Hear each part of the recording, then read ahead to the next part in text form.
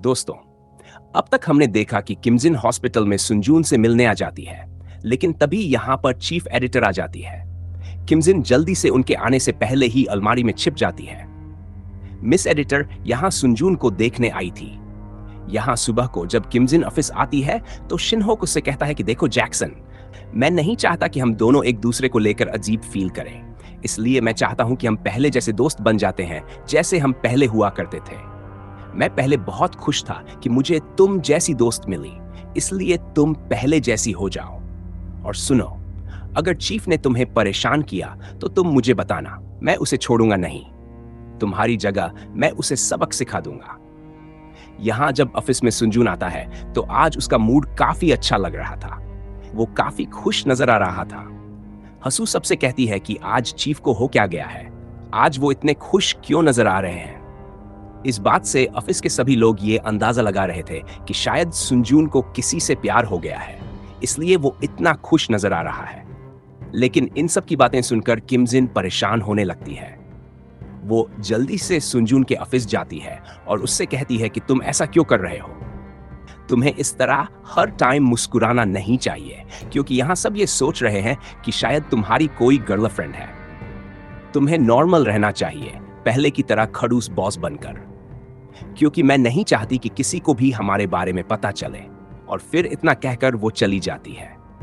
सुनजून उसकी बातों पर हंसने लगता है और कहता है कि अरे यार, ये लड़की इतनी क्यूट क्यों है। यहां अब इन सब की मीटिंग चल रही होती है और तभी की मजिन सुनजून को देखकर उसका बचपन याद करने लगती है। वो सोचती है कि आखिर वो मोटू साल्ड का इतना कैसे बदल सकता है। इतना सोचकर उसकी जोर से हंसी निकल जाती है। सुनजून इस बात से उसे डांटने लगता है कि मजिन को घर तक छोड़ने आया था। यहाँ ये दोनों एक दूसरे का हाथ पकड़े बातें कर रहे हैं और तभी यहाँ पर किमजिन की छोटी बहन आ जाती है। वो इन दोनों को इस तरह देखती है और भागकर मॉम डैड को बचा ली जाती है। किमजिन के मॉम डैड सुनजून को घर में बुला लेते हैं। आज किम के मॉम डैड की एनिवर्सरी थी, इसलिए सुनजून आज किम के घर ही डिनर करने लगता है और फिर ये सब लोग एक साथ फोटो क्लिक करते हैं। यहाँ जब सुनजून वापस जा रहा था तो तभी रास्ते में उसे हारी मिल जाती है। किमजिन ने हारी को आज अपने घर बुलाया था।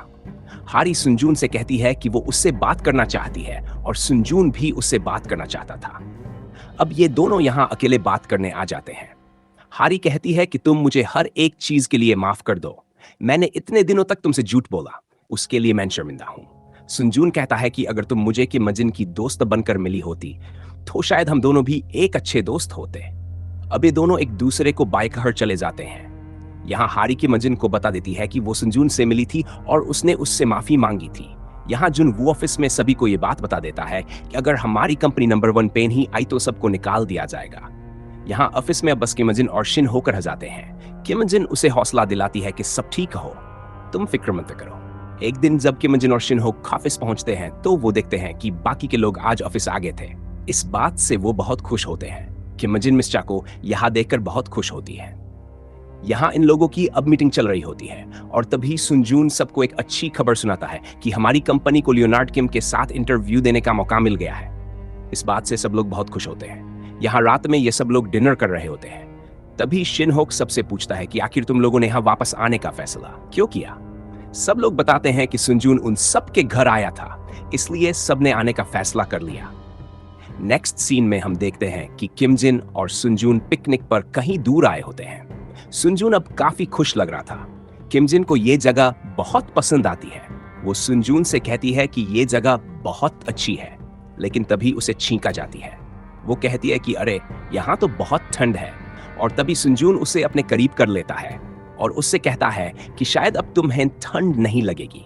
और वो उससे ये भी कहता है कि जब सब ठीक हो जाएगा तो मैं तुम्हें प्रपोज करूंगा। किम कहती है कि मैं उम्मीद करती हूं कि हमारी कंपनी बंद होने से बच जाएगी। और यहीं पर सुनजून किमजिन को फिर से किस करने लगता है। तो दोस्तों, यहीं पर यह एपिसोड खत्म हो जाता है।